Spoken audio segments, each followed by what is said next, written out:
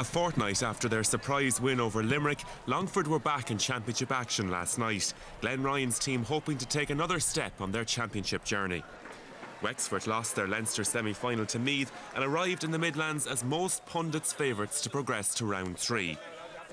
Both teams deserve huge credit for the entertainment they provided in the exceptionally warm and humid conditions.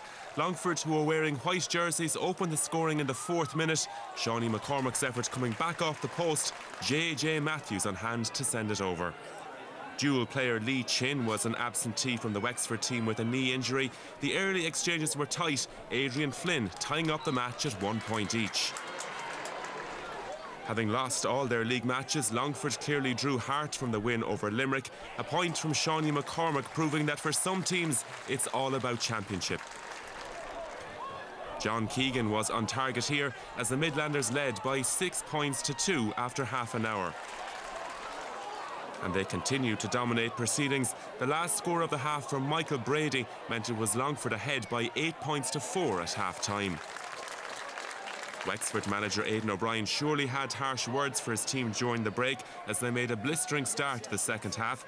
Within 4 minutes of the resumption they had a goal. Andreas Doyle's initial shot saved by goalkeeper Damien Sheridan, but PJ Banville was lurking with intent and sent the ball to the net. Despite the setback, Longford continued to kick some quality scores, including this excellent individual effort from Paul Barden, the captain doing all the hard work himself. But Wexford rallied again, Paddy Byrne setting up Daithí Waters for their second goal, and Longford's lead was down to a point with 15 minutes left. With the momentum now, Wexford drew level soon after through Parnell's clubman Andreas Doyle, and an exciting finish was in prospect for the crowd of just over 2,000. With time almost up, Daithí Waters thought he'd won the game for the Wexford men, but there was one late twist, Seanie McCormack nailing a long-range free, and the game was heading for a draw, 2-8 to 14 points. The match had been played in a great sporting spirit, but a melee after the final whistle spoiled things. It appears that Graham Malloy and Paul Barden became entangled on the ground, and the rest of the players piled in. Referee Pádraig O'Sullivan took no disciplinary action, and it was all systems go for extra time. Wexford took control of proceedings in extra time. They registered 3 points without reply. 2 frees first, then Ben Brosnan scored from play. The home supporters did have something to cheer about when Seanie McCormack steered over a difficult free, and Wexford were 3 points up at half-time in extra time. The away team pressed home their advantage in the run for home, Kieran Ling finishing a well-worked team move to round off the scoring and complete a 5-point win. Plenty of tired legs at the end of an exciting contest at Pearse Park. It ended Wexford 2-15, Longford 16 points after extra time. Look, I'm obviously pleased to get the win. Very disappointed with the way we played in the first half. I thought our performance was way below what we would expect. I'm sure the players would feel likewise, but I thought we showed some character in the second half, got ourselves back into the game, and once we got into extra time then we saw it out well, I thought. Very disappointed at this stage, but hugely proud and great admiration for those bunch of players, that left everything they had out in that field, and we probably were good enough to win it in normal time, but when it went to extra time, I think Wexford were probably deserving of their win.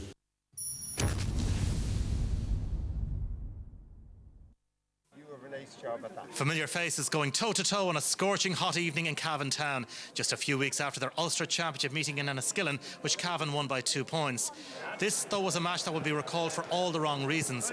A mass half-time brawl, and by the end of the game, 3 players had been red-carded. They say repeat fixtures seldom follow the pattern of the first game. Well, this one did, as was the case at Brewster Park. Cavan started like a steam train, Eugene Keating with an excellent opening point to set Cavan on their way.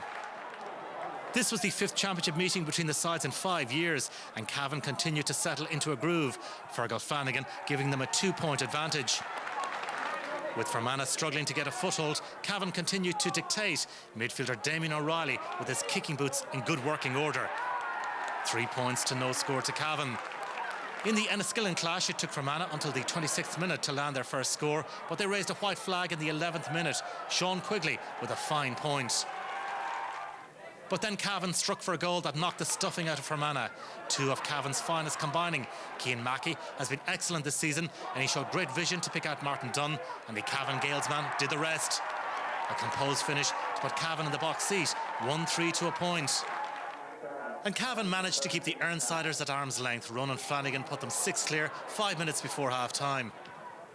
By and large, this game was played in the right spirit, but it boiled over a few minutes before half-time. It was a portent of things to come.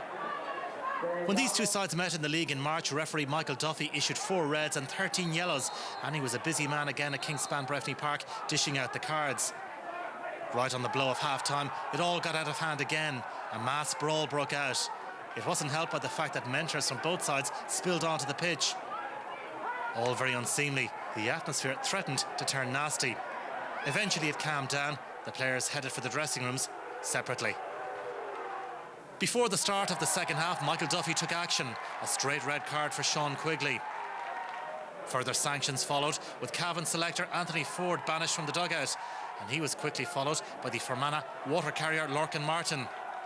The loss of Quigley was a blow from which Fermanagh never recovered from, but Cavan found themselves reduced to 14 men in the 18th minute when Martin Riley picked up a second yellow. But before long, Fermanagh were down to 13. Shane McCabe sent to the line as he picked up his second yellow. After that, Cavan strolled to victory. David Givney landed a point to send the Breffni men 7 points clear. And then Martin Dunn tucked over to bring his tally for the evening to a goal and 3. So Cavan march on. Handshakes at the finish, but it's just a pity that this match won't be remembered for the football. It finished Cavan 1-14, Fermanagh 10 points. Well, my job is to come out here and win a game, and that's what we come to do, and we won the game. I mean, I can't, the fracas, as you call it, or whatever it was at half-time, I can't really comment because, I was looking out to keep our players on the pitch, and whatever happened behind my back, so I'm not sure what happened. Well, I'd rather talk about the football. I'll not talk about the referee, or I'll end up getting myself in bother. I'll leave that for the many neutrals that are at the game to comment on the referee's performance. But I'm just disappointed for that group of players in there that have given everything this year, and they're bitterly disappointed in there at the minute. OK, that's understandable. These fracas, whatever we'll call them, involved in both games, Eamon. What did you make of it? Well, it's ugly scenes, I suppose. It's what we don't want in the GEA. But, looking at it, when we look at it down, we look at the pictures there, there's so many people. Now, this is Sean Quigley, we can see, or Shane Quigley. He sort of lashes out and then he throws kind of an uppercut. Now, it was seen. But our biggest issue here, and when we see the second game as well, there's so many officials. This is not just players, this is officials, this is water boys, this is an official mentors. Yeah, exactly, and he came in from behind. Now, there's a lot of jostling and pulling, and there's nothing really vicious about a lot of it. Now, this is stemming from the fact that both Fermanagh and Cavan have played previous. It's a local derby. There's definitely, they'll know each other quite well. So there's, as Kevin alluded to there off air, that they've played. They trained for the last 6, 7, 8 months for this opportunity, and it's all about winning. Yeah. Michael Duffy dealt with it quite well. This here was a little bit more of a, we can see here where the this is comical. Look, this is comical. This is funny. This is like a man. He took off his glasses, throws them to the doctor on the way, and then he jumps in. It's like a 14 and 15-year-olds at a Rihanna concert fighting for a position to get a look at her. They're just pushing and pulling. There's nothing vicious in it. Lads standing over again. It's petty. It's silly. Kevin, it's unwanted. Kevin, taking off the glasses like that doesn't do him any favours. Of course, it's funny, but of course it's not funny really. He's a grown man. I mean, in a place he shouldn't be in. I hope he's suitably embarrassed by those pictures, because you see they've made the argument completely for the Uachtar run. These officials have no business on the field. In one match, there was extra time to be prepared. Those managers should have been down the tunnel waiting for their team to come in to sort out everything that needed sorting out. But they're not. They're going in, pulling and pushing. And the problem I have, Des, is that rarely are the suspensions commensurate with these infractions. Like, I'd say in the history of the GA, they've always given out the minimum in the book.